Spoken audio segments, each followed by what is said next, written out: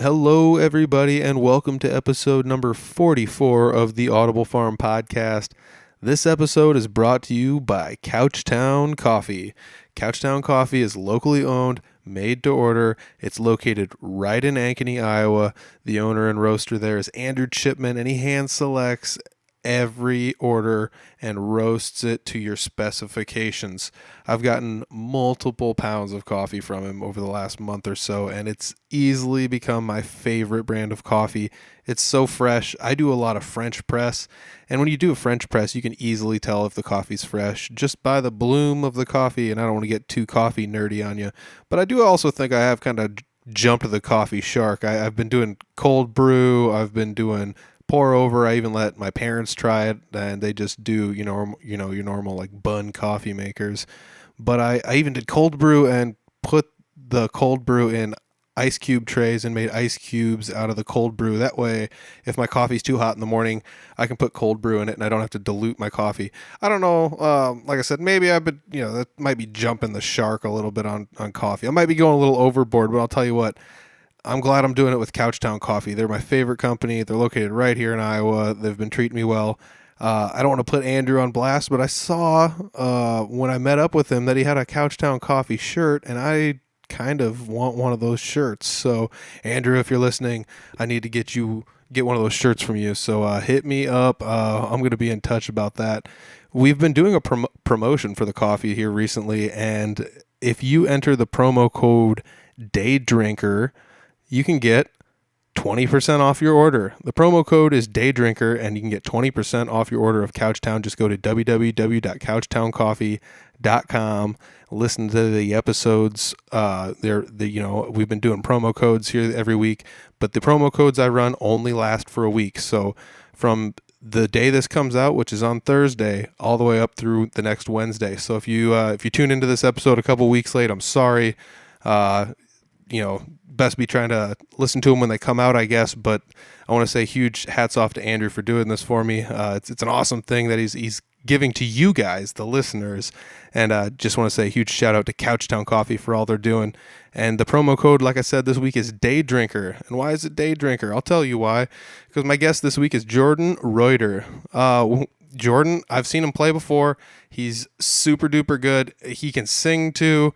It was one of those things when we started talking, I didn't realize that he played the trumpet and the French horn and the flugelhorn and that he can play the drums. And I didn't realize he was kind of a jack of all trades.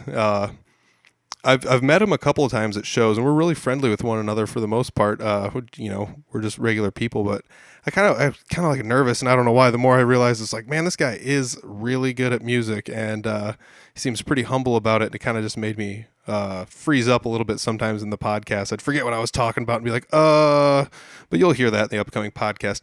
Other than a couple of stutters on my part, this is an awesome interview. I want to say huge thank you to Jordan for inviting me over and doing the podcast with me. I left the little home studio I have to do a remote little interview with him.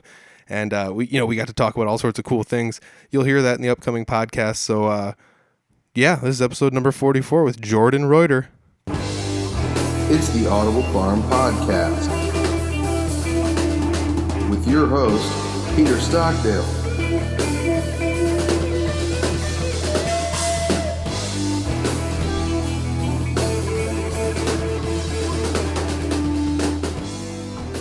All right, sitting down with Jordan Reuter. We talked about that beforehand. It's pronounced Reuter. It is. Yeah. It doesn't look like it, but it is. No, it doesn't look like it. I got corrected once, and so I just had to put it out there. It's Reuter. So Jordan Reuter, what's up, man?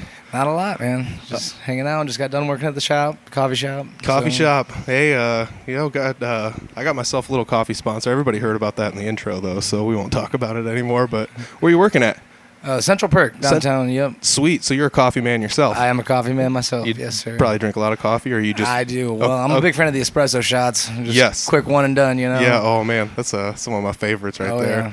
Yeah. Did I see that on Facebook you have a picture of you with a trumpet? Yeah, I do play a little trumpet, yes, indeed. Did you play trumpet in high school? I did, yeah. Yeah. Yep. In the band. Yep. Where'd you go to high school? Manson, Northwest Webster. Oh, okay. Yep. So right around the northern Iowa area. Yeah. Not too far away. Not far, yeah. That's cool. Is that the only instrument you played growing up, or did you pick the guitar up young? Or I picked the guitar up in probably 7th or 8th grade. But I started playing trumpet in 5th grade, and then I moved to percussion.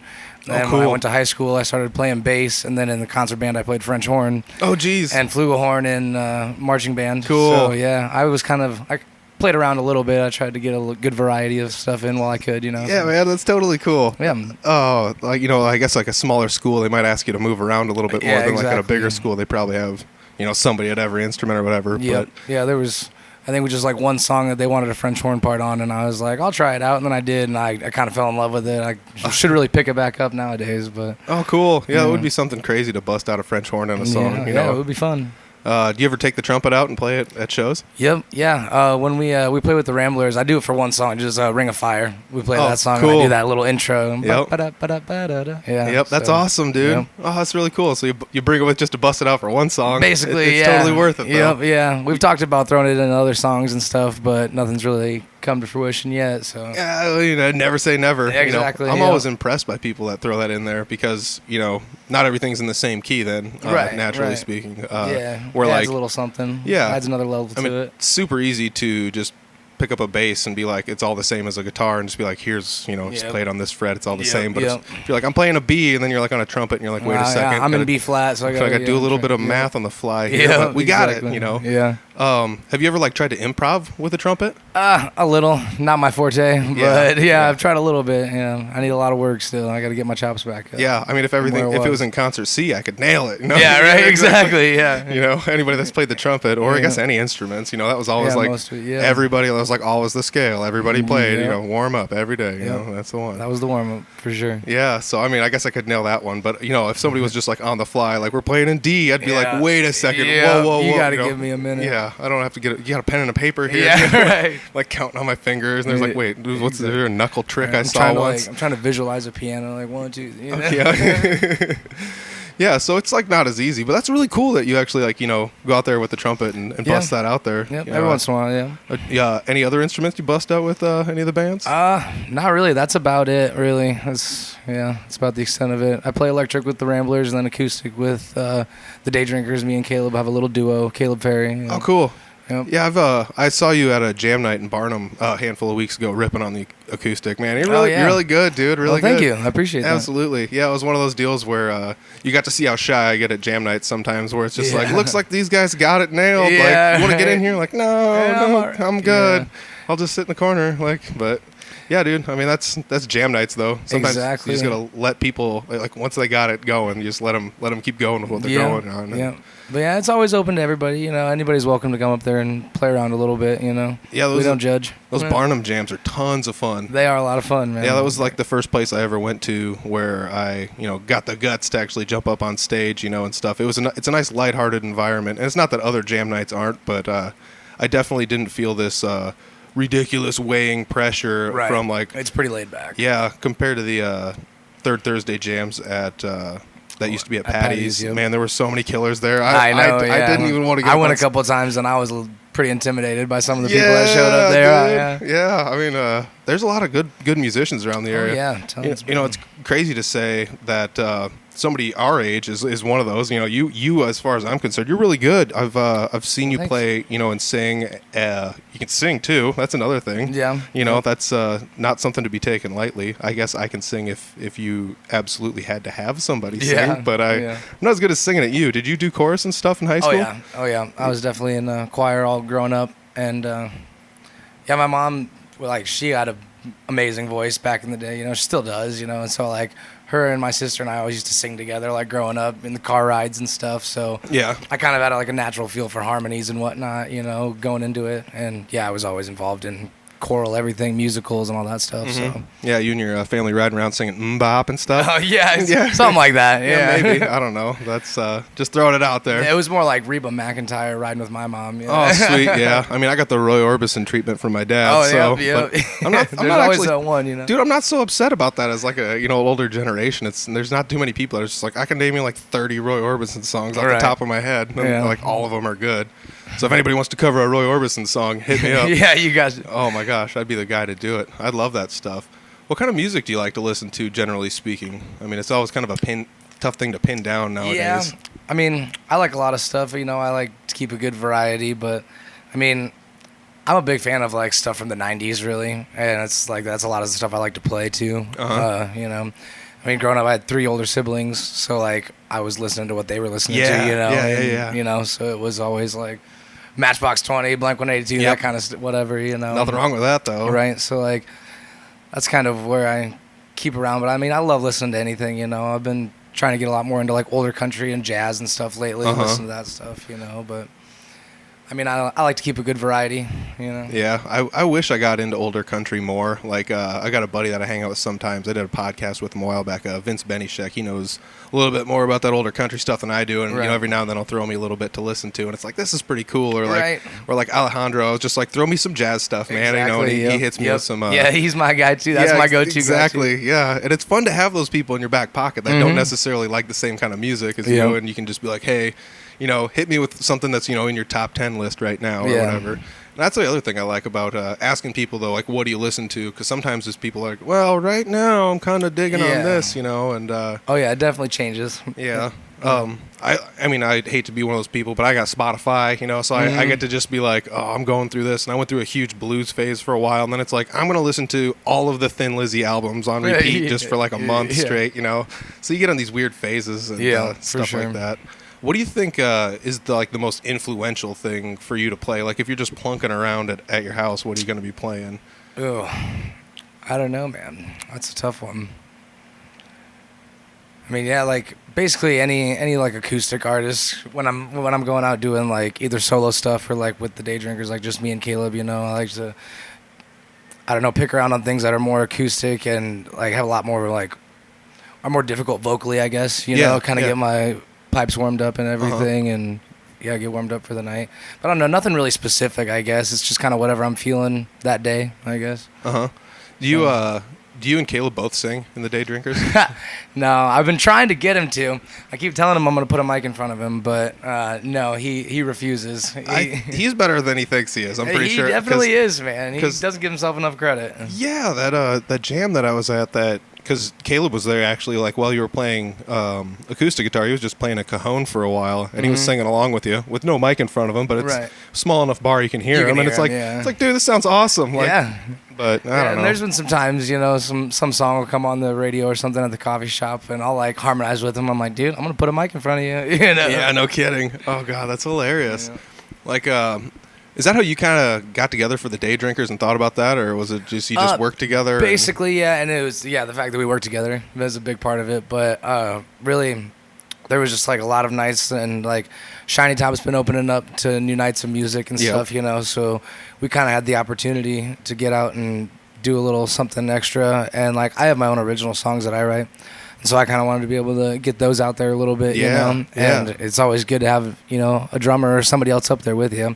Kind of takes a little bit of the pressure off, you know. And so I was like, dude, let's do a couple of these gigs, you know, like Wednesday nights or Friday nights, kind of throw a show together at Shiny Top or something. So we did, and then we booked one at River Hops, and then we booked one, it was at Lefty's, I believe, and we were just, up until then, it was just, you know, Jordan and Caleb were going to be here, you know. And then he was like, I don't want to advertise that. That's lame, you know.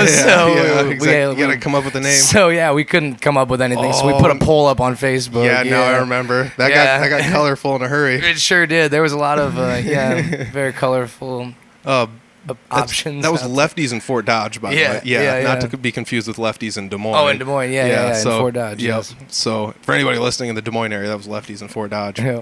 But yeah, I do remember that being up on Facebook and just being like, should I comment on? No, I'll just you know, kind of be a troll and scroll through and read these. Yeah, and actually that like went off a lot, like bigger than we expected. Like within like an hour or something, there was like 150 comments or something like that of different names and stuff. And some of them were quite colorful, to say the least. But that's how you know it's going to be something good. Like before you even went out there and did anything, everybody was just like, all right, like, this is going to be cool. Yeah, let's throw a name in the bucket. Mm-hmm. Plus, how often do you have like, okay, a normal band naming thing usually comes up as like some guy saying this is the name of the band, and you're just like, okay. Or it's just like, what do you want to name the band, and then you get about 6 ideas, they all suck, you choose one and you just go with it. Whereas this one, you got like 150 names in a hat. Some of them were jokes, but like you might even want to choose the joke one. You never know, because sometimes that comes out into your favor. Yeah, exactly. It might spark an idea or something, you know. Yeah, no kidding. Come out. You were saying having somebody else up there kind of takes the pressure off of you. I will have to say I've played one solo show. I did it a couple months ago at the Arts Council in Humboldt. It was the most nerve-wracking thing ever because there's literally nowhere to hide visibly or sonically or anywhere. Like literally everything you're doing is making all of the noise, and it's scary. Like it kind of is, man. Even just having the drummer in there it just adds a little bit of a buffer. It's so nice. Right. Yeah, I mean, that's how I started out, was just doing solo acoustic shows. And, I didn't really know any different. So I just kind of plucked my way through it, Dude, props. And then I started playing with my buddy Cole Smothers, who's a drummer from Manson. Him and I kind of grew up together. And we started a little duo. And we were playing together and played together for a couple of years. And then when I went back to doing solo shows, I was like, oh, man, I forgot how like, naked you feel up here. It's like, whoa. Yeah, that's a good way to say it, though. Takes a step back, Dude, I did feel like I brought everything I had with me so I could just make myself feel as comfortable as I could. I remember, I think it was Steve Curry was just like, you got enough pedals up there? Like, you made a Facebook comment. I think I had like 20 pedals up there because it's just like, I got a looper, I got a drum machine. I mean, it's just like one of each was up there just in case, and it's... If I got tired of playing too much acoustic, you make an acoustic loop, and then you switch to the electric, and then you start playing electric along to the loop, and you just do something like that, So I was just trying to like pull all the stops out of the bag. But that's kind of the fun, though. You get a little bit of the ingenuity out of it, It's not every day you get to see some guy play with a looper and stuff like that or whatever. And I mean, there were a couple of songs where I sang where it was just like, oh, this song is like the same 4 chords over and over and over and over and over and over again. So you just eventually just loop it, and then you just like swap to the electric, and you get to play the solo to the song.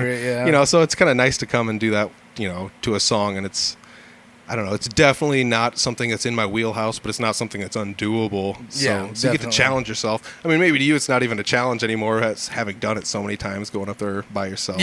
But oh man, I recommend everybody, if you ever get the opportunity to play like a solo show, just to go do it and try it. It's a little humbling, It is, that's one of the things. I just knew it wasn't going to be like 10 out of 10. He's coming back next week, guaranteed. But it was still going to be like, it's pretty good. It's something we haven't ever seen before, and that's kind of what I wanted to make it. So that's that was cool. But another thing I never sit and think about too much is the fact that like, there are non-musical people out there. Like so much of our life is spent around musical people and everybody that's like good at music or whatever. And always like scrutinizing and picking it apart. You don't realize, there's people out there who don't know the difference. One way or the other. Yeah, at that show I was just warming up and stuff, and the guy who was doing the bartending at the show was just like, dude, this sounds so good. And I was just like warming up and just testing out the pedals and everything, making sure everything was the same loudness and stuff, just... It's like, is this, I don't know. Like, I was just kind of plunking around. He's like, I don't know how to play guitar, so this sounds awesome. And I was just like, oh, I never thought of that. That kind of brought me back down to like, okay, this is going to be okay, But yeah, I was sweating bullets there for a while. Right. Do you prefer to play like solo shows or with a band? Is there like a preference to one? I definitely prefer to play with a band. Like you said, it's like, I don't know. Yeah, it takes a little bit of the pressure off, and honestly, like you can create so much more sound, and get a lot. You can do a lot with having other people up there playing with you, kind of jamming back and forth. And me and Caleb have kind of gotten pretty like tight with, him doing little fills and like where they're going to be at and like breaks and stuff. So it's like I feel like we both kind of have grown a little bit, like in at least the songs that we play together, in that aspect. So. Yeah, it's definitely a cool thing too, is like once you build, it's sort of weird to say this, but like once you build a relationship with a drummer where you start to just realize that like, you two can kind of just, it's not like you're calling the shots or he's calling the shots, but something just happens where it's like, oh, we met somewhere in the middle, right there, and that's what it is. And it's not like you're listening for him to lead you into something, and it's not like he's listening for you to lead you into something, but when you guys both lead into that one spot, it just hits. It just hits. And if it doesn't, then something happened. And that's the only way that is you're like, wait, wasn't there supposed to be there's supposed to be a change here, so something didn't happen, But I love doing that, like even at jams and stuff like that. Three Finger Betty does a jam at the end of every show, and some of it just kind of flows into nonsense and comes back into being a really tight jam at some points in times. And a lot of that leans on Clint, the drummer that we have in the band, and he just he's got a good heads up and an ear for that kind of a thing too. And that's something that boggles me about drumming. And I've never been like the best at drumming, but. What about you? You play I actually, I you played played in percussion. I but- played trap set in the jazz band. Oh, cool, like my cool. junior and senior year, and then 1 year at Iowa Central for the jazz band. No way. Yeah. Oh, that's wicked. Yep. I didn't know that. Yeah, that was pretty fun. That was a lot of fun, actually. I mean, yeah. So I you're mean, you're literally like a jack of all trades, and you could just get pretty master of none. Yeah, for sure, for sure. But yeah, dude, that was a lot of fun. I mean, I was never like an outstanding drummer by any means, but you know, I had a kid at home to practice on, and like my brother was kind of a drummer, you know, so like he had all these like practice pads and stuff as a kid. Like I'd cool. play on them, you know, and so I kind of had like sort of a natural sense of rhythm and like Yep. yeah. So it was always something I wanted to do, so I picked it up like junior year and I did it for like 3 years. So that was pretty fun. Dude, that's awesome that you got started so young. Because I don't know if it was like money that was like the big barrier, but you had to like make an investment to buy a guitar and do something like that. You know, usually most schools didn't have like a guitar on hand for somebody to play Right. on. Even though there was usually a bass, but that's for the jazz band, yeah. and then there's a trap set, but that's also for the jazz band. So, Yep. so you end up with this situation where if you want to learn bass and drums, Yeah, you might, then you're you might- fine, Yeah, yeah. but the guitarist, but for some reason there's like a million guitarists and no bassists and drummers out there. Yeah, exactly. I don't understand how that Yeah, works out. Is it Guitar's called? cooler. Yeah, maybe I don't know. There's sometimes I wish I almost didn't have to play guitar, so I didn't have to feel like a little bit of extra pressure or whatever. But Yeah. but I've been to shows where I've like I played one like a Three Finger Betty show on bass. I guess we played at a practice because our bassist wasn't there. We were gonna do a show. He ended up going. Anyways, I might end up having to play bass at a show coming up, but it's just one of those things where it's just a whole different beast, man. It's not like it's easier to play. Right, no, but not by any means, yeah. You know, even if you're just playing punk where like most of it's just simple, you know, like just Yeah, 4 or pound 8 out 4 notes. chords, Yeah, it's just even then it's not that easy, but you know, Right. you start to realize that the bassist is doing more than just He's playing. actually, he's doing just some doing work, simple yeah. stuff, you know. Do you have a preference? Like, let me say, if I had like a drum, a guitar, and a bass here, and I was just like, pick one, and I'll pick one, and we'll jam something out. What would you pick? Man, I'd probably honestly sit down at the kit, man. Like, it's been like, I always try and hop on Ferry's kit just to like mess around a little bit, you know. But honestly, I had a lot of fun playing drums, you know. It's fun to just kind of beat on something, you know. Yeah. And like when you get jamming, you know, and you just kind of start feeling it and just start, riding the cymbals and stuff. I don't know, dude. I have a lot of fun with it. Dude, I agree so much where like I've got a drum kit at my house, and for a while that was like the one thing I always gravitated towards, even though I've got a guitar and a bass there as well. Yeah. It was just like, what do I want to do? And it's just like, I'm just going to go sit on the drums, and they're a little more foreign to me, but like being older and knowing how to like learn something a little bit better than, Right. you know, once you're on your like 4th or 5th instrument, it's a little bit easier, even though drums are still ridiculously hard to Yeah. learn at like 30. So, Yeah. but I sit back there, I'm like, hey, I can play along to some songs. This doesn't sound half bad, you know, and I had a lot of fun learning how to play the drums, at least in a basic sense. So it's kind of funny that you say you would choose that. That kind of makes me think about Barnum, though. Barnum's always got a drum set on hand. Yeah. And a lot of Yeah, they times do. people aren't behind the kit. Yeah. And That one's kind of falling apart a little bit. yeah, it's a rough kit, it but is, but I mean, you can make it work. for exactly. sure. Yeah. I mean, the first jam night I was there, I played a little bit of guitar, pretty much because Jeremy was just like, I'm gonna get a beer. Here, hold this, and then he just like stood off to the side and just stayed over there, and I was Yeah. like, oh dang it, he tricked me into this, he got you. got me.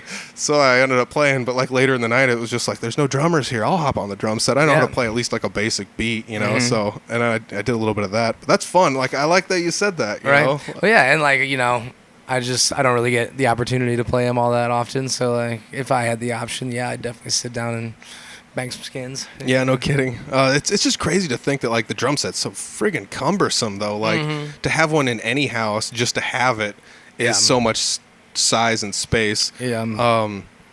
I'm not gonna point any fingers at anybody in my neighborhood, but I know people that might disagree with me over the size of a drum set being an inconvenience. Yeah. But still, it's one of those things like I'm just looking around your place. If you were to put a drum set here, you'd greatly inconvenience everything. Oh, yes, so, definitely. And so it's not an easy task just to have one around. So to all the drummers that have one, Right. You know, my hat's off to you, especially if you got a buddy that's willing to let you hop on his set every now and Yeah, then. for sure.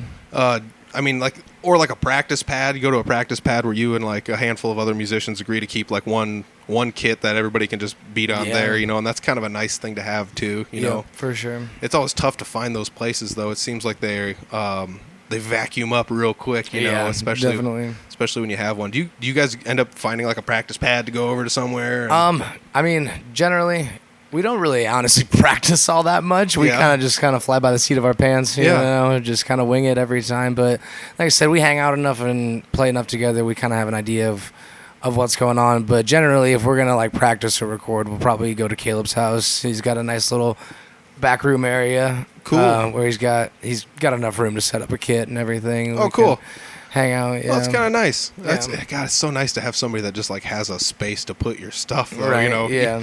Even if it's just, I mean, I don't practice in my hometown, so I end up usually having to like pack my stuff up and drag it somewhere more often than not now. And Right. even then, like it's finding the space is still just tough. Yeah, you know? for sure. I mean, it's not spacious by any means. Like when we get everything in there, it's pretty tight. But I mean, it's a space, you know. That's almost like music video type stuff, though. When you're Yeah. in a space that tight, you just Yeah, almost just in someone's living room, basically. Yeah. you could probably make something if you had a place that small. You could like even if it was in a back corner of a just like a basement or something, you could put like a security cam in there and do some sort of like Yeah, like maybe- old school, like kind of punkish video. Yeah, like maybe some like burglar themed like Yeah. type music video where you guys are busting in just to play the instruments or something. Yeah, I that don't would be know. pretty Like funny, I'm just yeah. throwing that out there. Yeah.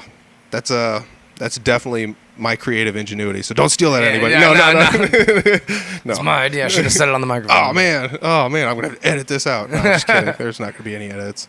But so you got the Day Drinkers and you got the Blue Ribbon Ramblers, Yes, and sir. The Ramblers started. You were in them first. Yes, before yeah, you for started the Day sure. Drinkers. I've been playing with the Ramblers for like going on 3 years now. It's Oh, dang. almost been 3 years. That's about 2.5, I suppose. Yeah. Mhm. Yep. How'd you yeah. meet up with those guys? Well, I met Clint at the jam night on Tuesdays in Barnum. Nice. Yeah, I started going there, and then when I met him and started jamming with him, and like either around that time or not long beforehand, Caleb started playing with him. So Uh-huh. they were just going around, and he was basically just playing a cajon, and Clint was playing an acoustic guitar through a guitar amp. Yep. And then, just like one day I was talking to Clint about it, and he was like, maybe, possibly. And I went into the coffee shop one day, and I was talking to Caleb, and I was like, dude, I want to do what you're doing. He's like, what, make coffee?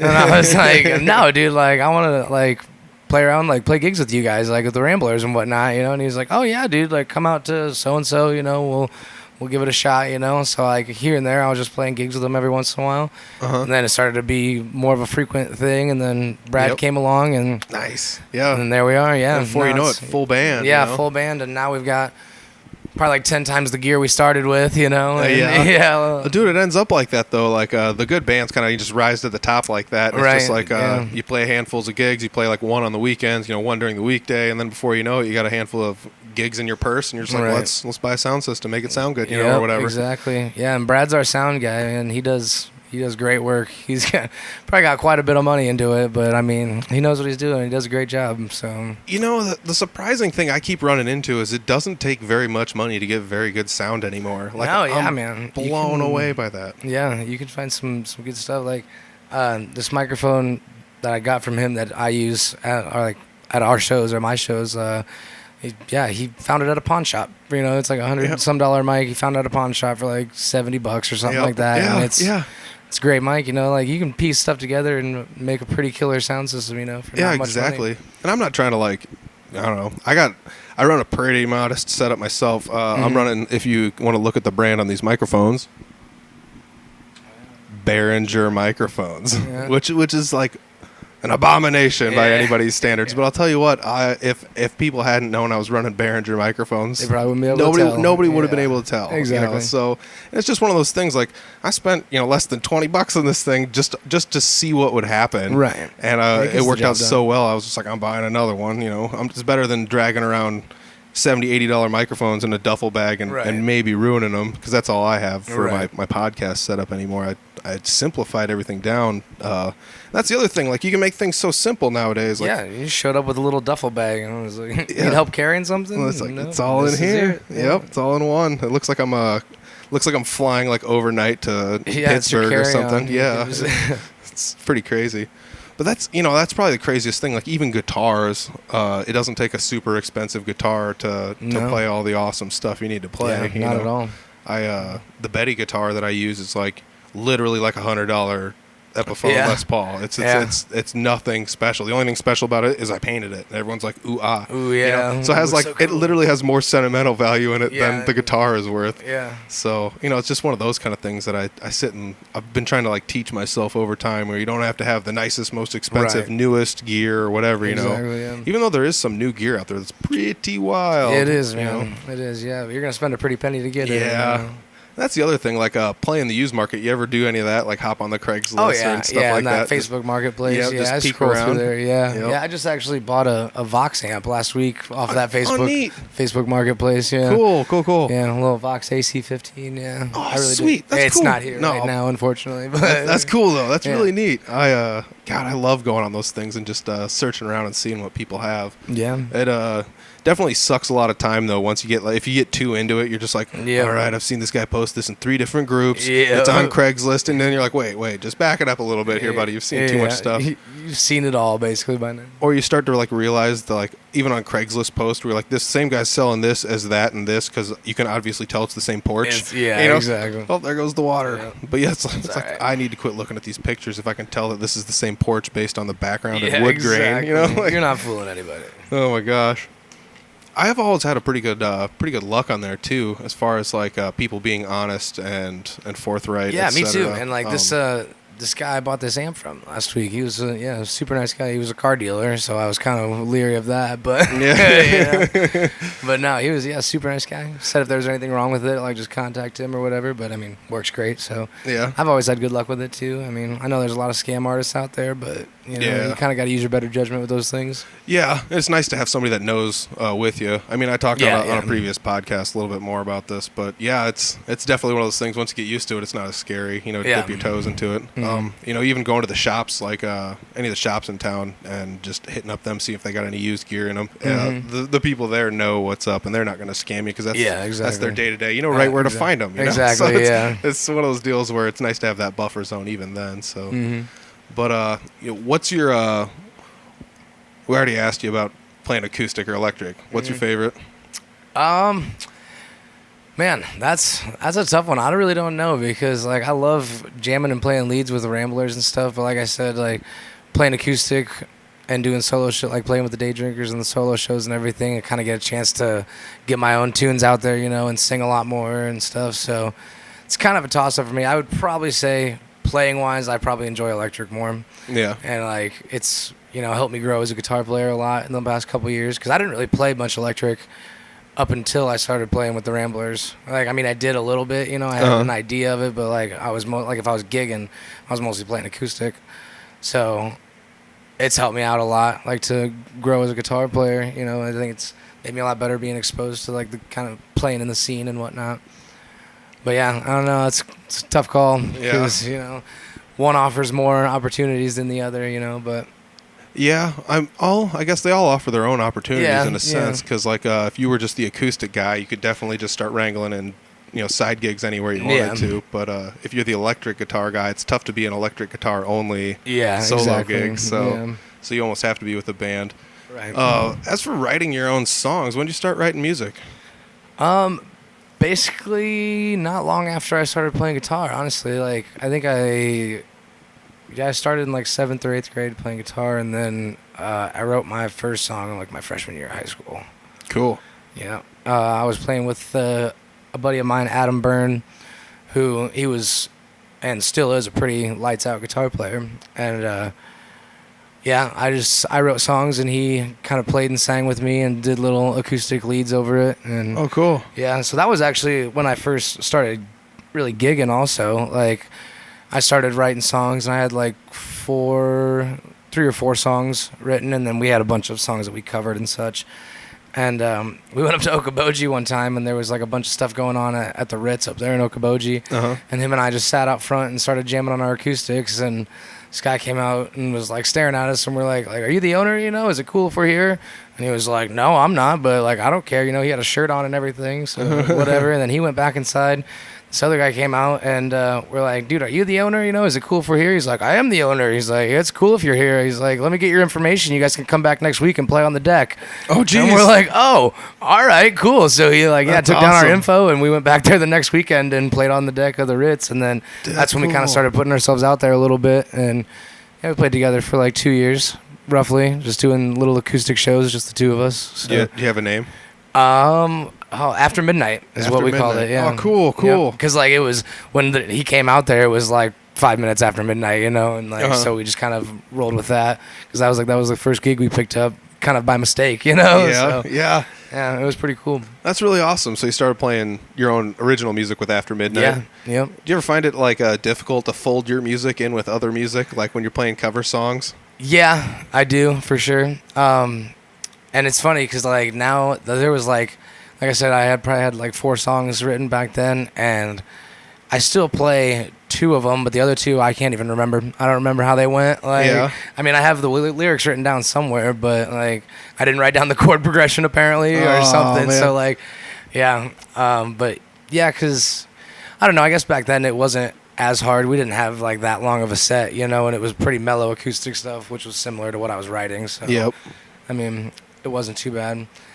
And I guess, I mean, now it depends on, like, where I'm playing, what I'm playing, I guess, you know. But Yeah. generally, I can find a way to sneak it in there somehow, you know. Yeah, I always feel like like we were talking about, to the layman, to the person that doesn't know music any more than Man on the Moon, like Right. they might just be like, "Oh, this song's awesome. I never heard this one before." Yeah, right. But they Who might sings that, Yeah, you like know? is this a Styx song? Or, Yeah, you know, I just right. like throw it out there, and you're like, "No, actually, No, well, that's one of mine, yeah. I wrote this in 10th grade, actually." Yeah, you know? right. It's just like, they're like, "Holy crap," you know, or Yeah. whatever. You might end up with some of that stuff. Like I saw the Brutal Republic not too long ago. They played at Tim Buck Brew, and it was one of those deals where it's like, I knew a handful of the people there, and I also like could tell like who hadn't seen them before, you know. Right. And I just kind of like stood around and just listened to people just be like, these guys are awesome, you know. And then they get like, "Oh, this song is cool," you know. Right. And it's not like they were like, "Who is this?" you know, or whatever. But it's like, "Oh, this was actually, you know, this is one of their songs," or Right. somebody, you know.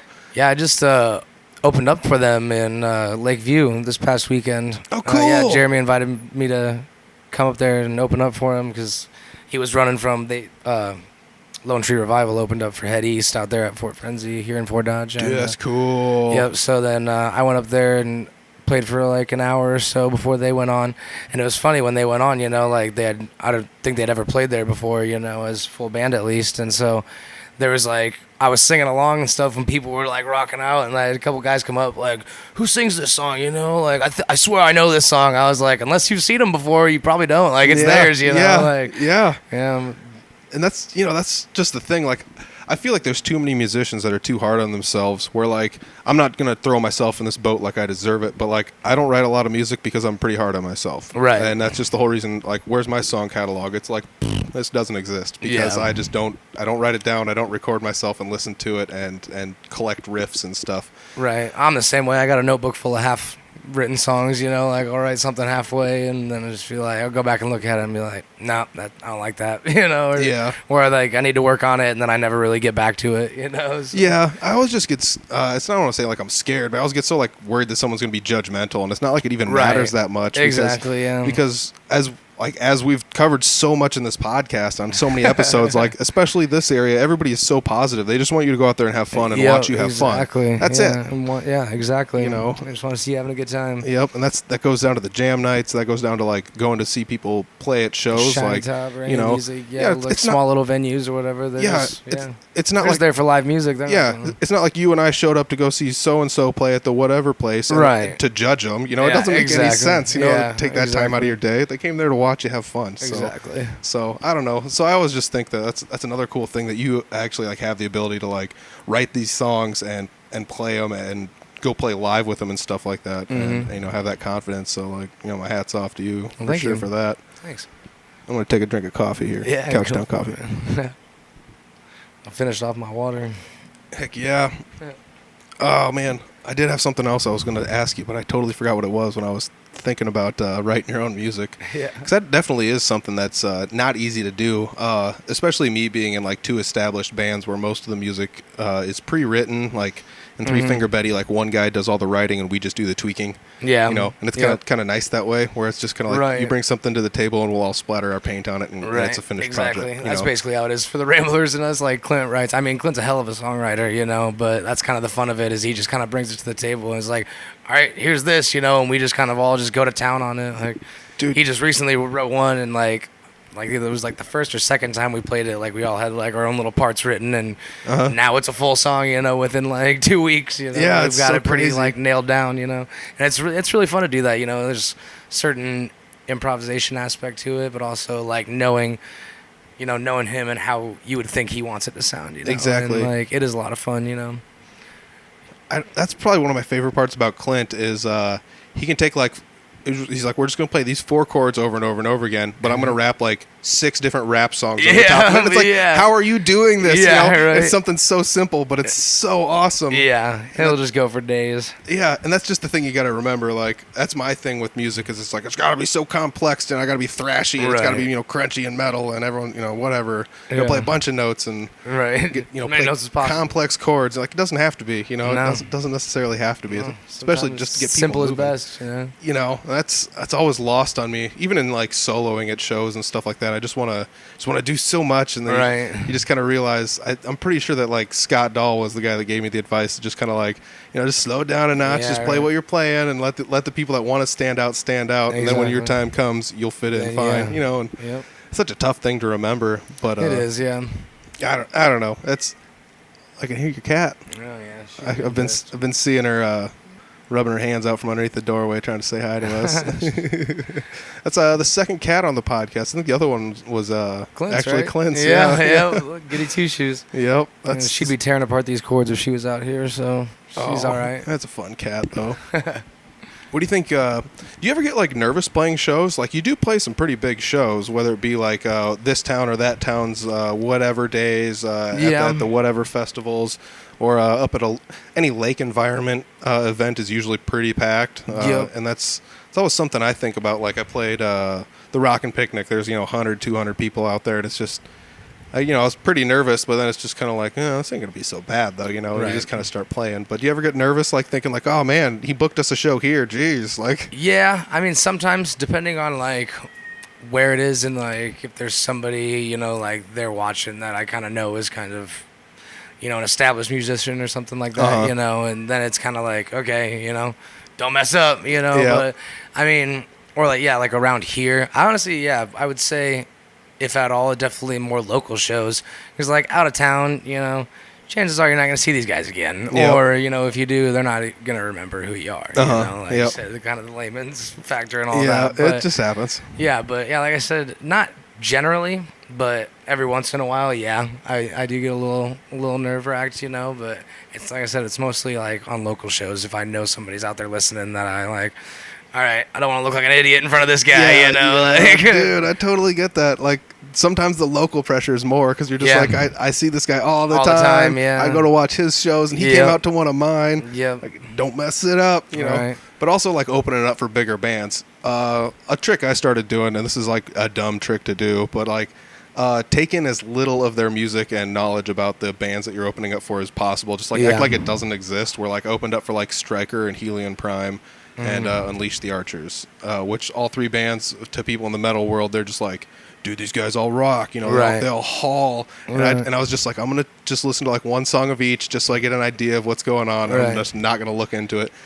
I played with the show with Unity. We opened up. I wasn't that nervous. And then I like realized like this building is like sold out. There's like 200, 300 people. And I like Gabe's. The whole upstairs is packed. We get done. I haul all my stuff outside, and I'm sitting there watching the other bands, and I'm like, jeez. Like, I'm kind of glad I didn't know how big of a deal this was. I was just up there ripping it up, because I don't think that nerves really, like, once you get going, they kind of just disappear because you're doing stuff. But just get more comfortable on stage. I mean, I've opened up for a decent amount of, I guess, like, metal-ish bands with Unity, because that's pretty much the only shows we do is opening up for bigger bands. So I've kind of gotten used to it where it's like, you're going to open up for like whatever Vicious Rumors or whatever, whoever it is from the 80s or whatever it happens to be, and it's like, oh, this place is going to be packed, and then you're just like, yeah, just don't worry about it, go out there and do your thing. Yeah.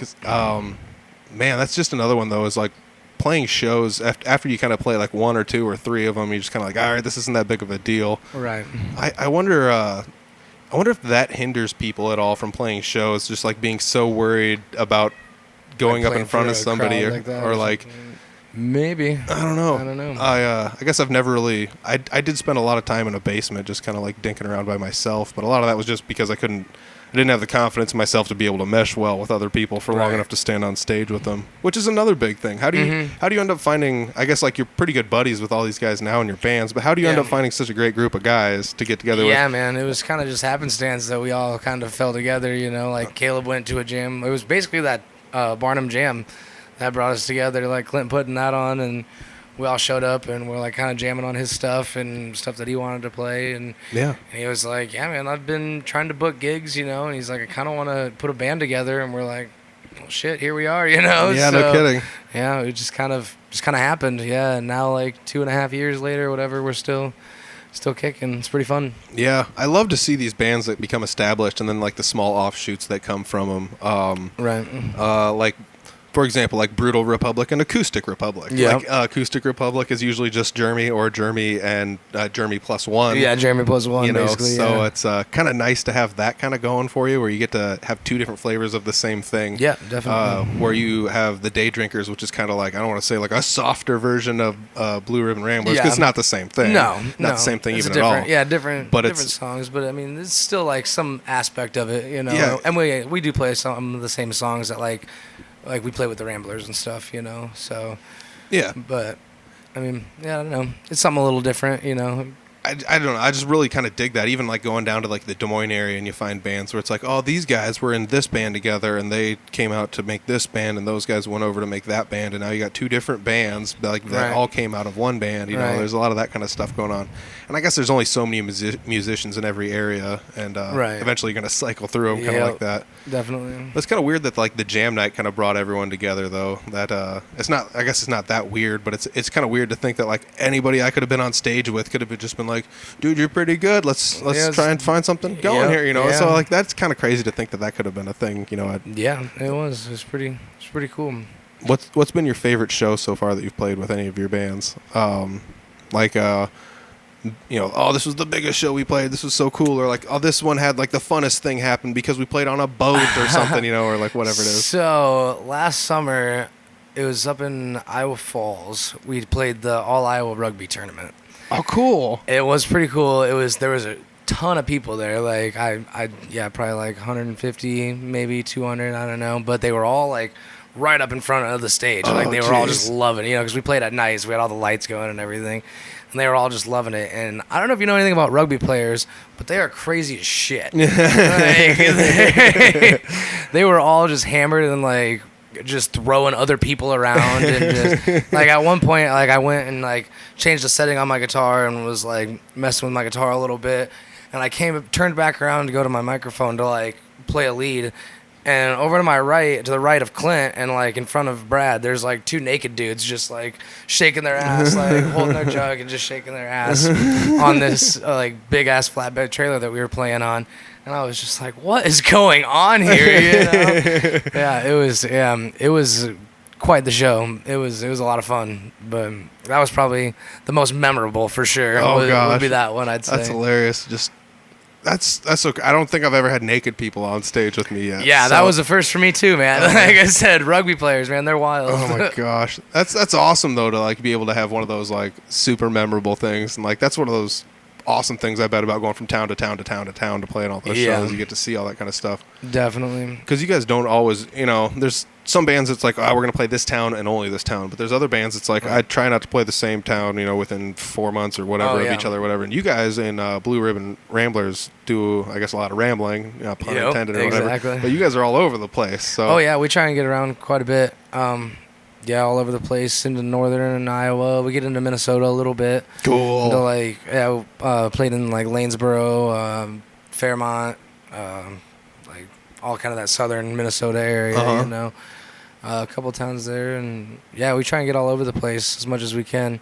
Need to get more into like eastern and southern Iowa a little more, but and yeah, we try and cover our bases, you know. I think it's cool that you guys can all find these like little bars that you guys.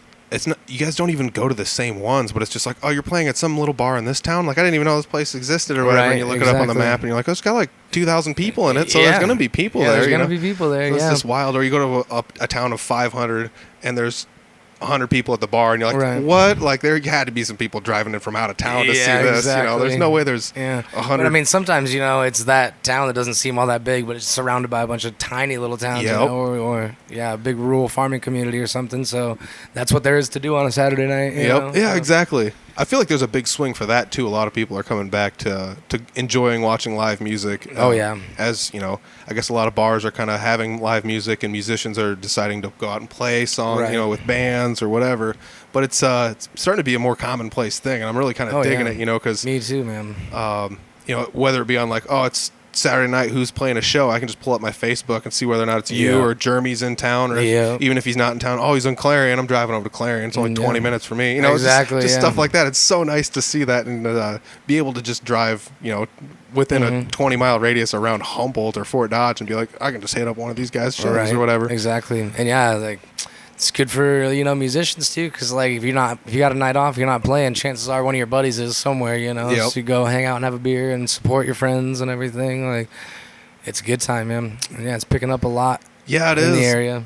And you know, like starting this podcast and going to shows and things like that, I never thought I don't want to sound like pretentious or like too picky, but I never thought I'd enjoy going to see everybody as much as I do. But Right. but it's so fun to watch everybody play. Mm-hmm. When I first started learning guitar, me and Dan Blair talk about it in like episode 2 of the podcast. But it's like I'd like learn some riffs and he'd learn some riffs, and we'd like learn some stuff, and we'd get together the next day and be like, what'd you learn this? What'd I learn this? And we'd teach it to each other, and then we'd like jam a little bit and be like, oh, you could Yeah. do some stuff I can't do. Yeah. Even if it's like simple, Yeah. I didn't think of it. Right. You know, so I enjoy that aspect of like, you put these notes together in a slightly different fashion than my brain would have put them together. And I Right. think that's super cool. That's you know, really cool. Yeah, and you kind of pick up on that and learn a little from it. yeah, even just seeing people, like, you get to see other people's styles, and you're just like, I like this guy's style because he can do all this stuff that I can't do. Like, Right. finger picking's not my forte. I can do it if I have to, Yeah. but it's, you know, it's not, but you know, like people chicken picking. Have you ever chicken picked?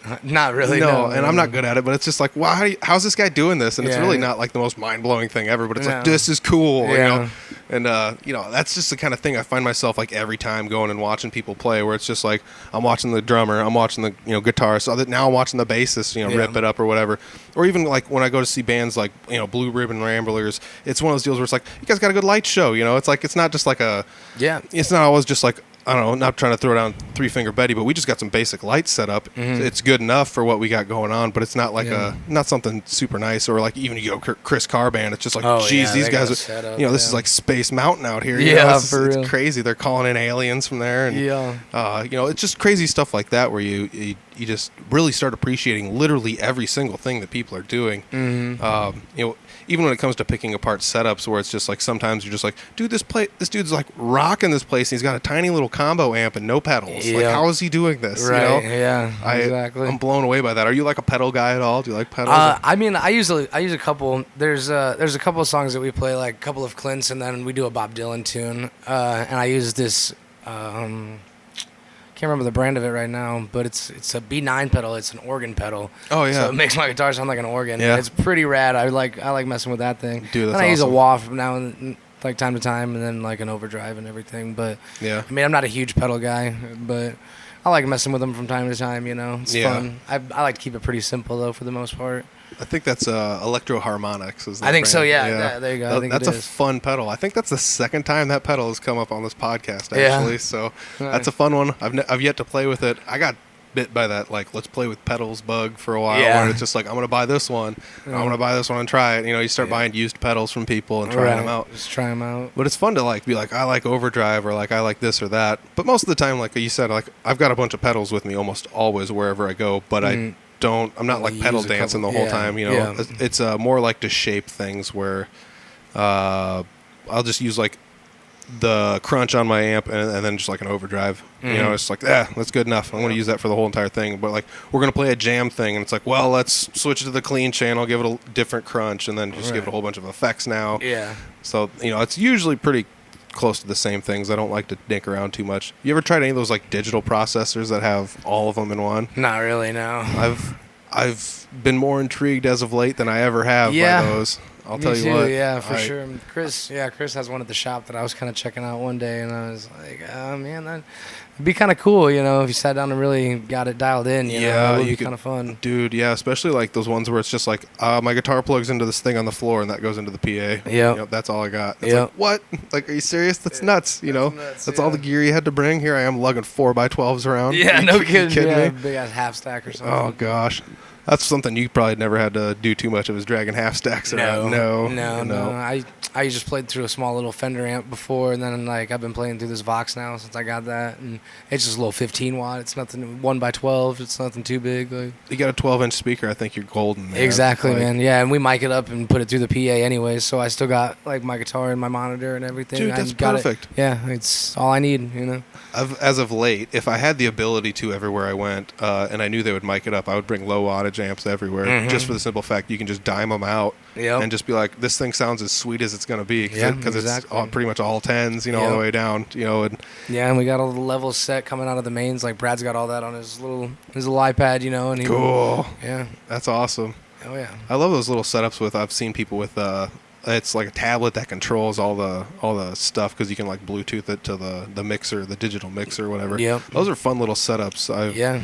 Well, you know, that's the stuff where like I'm kind of glad I don't have a use for it, because it's like I would buy one of those, you know. And I'm kind of glad I don't, but I still want to, just to tinker with it, you know. And I don't want to just like show up to your guys' place and be like, oh, let me dink with your stuff. Yeah, let me play with your sound. Can I plug it in and unplug my own stuff and just, you know, no. Yeah. But yeah, I mean, that's also crazy. It's also kind of nice having that guy in the band that does it all for you. You don't have to worry about any of it. Yeah, he's good at it too. Like, he knows what he's doing. You know, yeah. And yeah, he knows how to make that little soundcraft. You know, he's got it dialed into where, he can like zoom in on our parts and everything and isolate everything, you know, make it sound exactly the way he wants to, and then adjust levels, and away we go. Yeah, dude. I mean, God, that's something that's come up before, though. Like, hats off to the sound guy, but hats off to the sound guy in the band too. Yeah, like, and no kidding, the sound guy and then the bassist after he's all done setting us up. You know. Why does it always seem like it's the bassist? I don't know, man. I don't know. Well, the drummer definitely can't be the sound guy, 'cause he's stuck. Yeah, he's stuck there. Yeah. You know, but I don't know. It seems like in most bands, the bassists are the guys that are running the sound. Right. I mean, it's not really so different at Three Finger Betty. Like, I do a little bit of the sound, but it's usually just, if Jeff's going to do it, he's our bassist. Yeah, it's just like, just let him do it. Just let him do it. He's got it. He nailed it. Yeah. It's also nice to have a consistent sound setup where you go, because you know, you're going to bring your own PA everywhere you go. Do you bring your own PA if a place is just like, we got one? If they have one, we generally use like the house PA. Like tomorrow, for instance, we're playing at Captain's Getaway up in Okoboji, and they have a house PA, so we'll just literally go up there and run mics from the drum set, our amps and everything, and just run right into their house sound and go from there. Yeah. But they have a pretty nice setup there. But I mean, depending on the place, like if they have a decent house setup, we'll just use that. But if not, we'll definitely bring our own PA and everything, and because we know how it's gonna sound. Exactly, you know? It's good to have that consistency. Yep, exactly. This is a perfect transition. So you said tomorrow you got a show, but for everybody listening, the show was 2 days ago. If you're listening to the day this comes out, because this is coming out Thursday. Yeah. So where can people find shows that you're gonna put on? You said I've got you on Facebook. You got Blue Ribbon Ramblers on Facebook. Yep. It's Blue Ribbon Ramblers, Iowa. So you'll have to type in Iowa after it, otherwise it takes you to some other page, some like whitewater rafting thing or something. I don't really know. But that's on Facebook, and we stay pretty up to date on those, keeping dates posted and everything. Yeah. So, and if we don't, usually the bar will, and we'll just share it, you know, and put a little description on there and whatnot. And then the Day Drinkers, we got a Facebook page as well. It's just the Day Drinkers, and there's a picture of me and Caleb on there. I was gonna say it's a picture of you and Caleb on there. Yep, yeah. We're not as active because we're not gigging as much, but you can keep up with us on there. So yeah.